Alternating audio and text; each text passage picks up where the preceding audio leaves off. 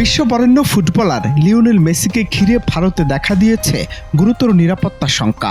শনিবার কলকাতার সল্ট লেকের যুব ভারতী স্টেডিয়ামে আয়োজিত এক অনুষ্ঠানে মেসির উপস্থিতিকে কেন্দ্র করে চরম বিশৃঙ্খলার সৃষ্টি হয়। তাকে এক নজর দেখতে স্টেডিয়ামে হাজির হন অন্তত 1 লাখ দর্শক। তবে এত বিপুল ভিড় সামাল দিতে ব্যর্থ হয় স্থানীয় প্রশাসন, পুলিশ ও আয়োজকরা। পরিস্থিতি আরও জটিল হয়ে ওঠে যখন মেসিকে ঘিরে নিরাপত্তা বলয় ভেঙে স্থানীয় রাজনৈতিক নেতারা মাঠে নেমে পড়েন।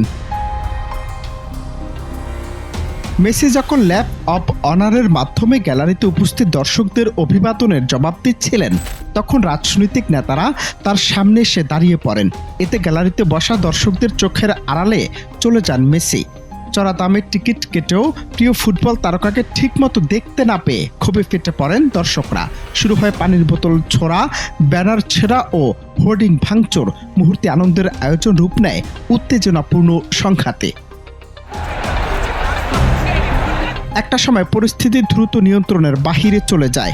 গ্যালারি থেকে মাঠে ছোড়া হতে থাকে ভাঙা চেয়ার ও বোতল। পুলিশ সদস্যরা ভাঙা চেয়ার মাথার উপর তুলে নিজেদের রক্ষা করার চেষ্টা করেন।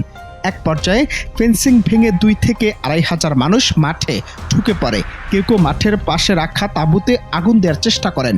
ছিঁড়ে ফেলা হয় গোলপোস্টের জাল, ভাঙচুর করা হয় সাজঘরে যাওয়ার ট্যানেলের ছাউনি। পুরো স্টেডিয়াম জুড়ে ছড়িয়ে পড়ে আতঙ্ক।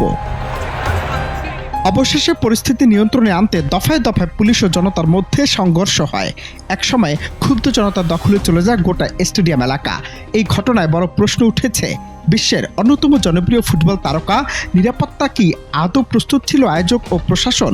ভিড় ব্যবস্থাপনা আর রাজনৈতিক হস্তক্ষেপের ব্যর্থতা কি বড় কোনো দুর্ঘটনা এড়ানো গেল কেবল ভাগ্যের জোরে?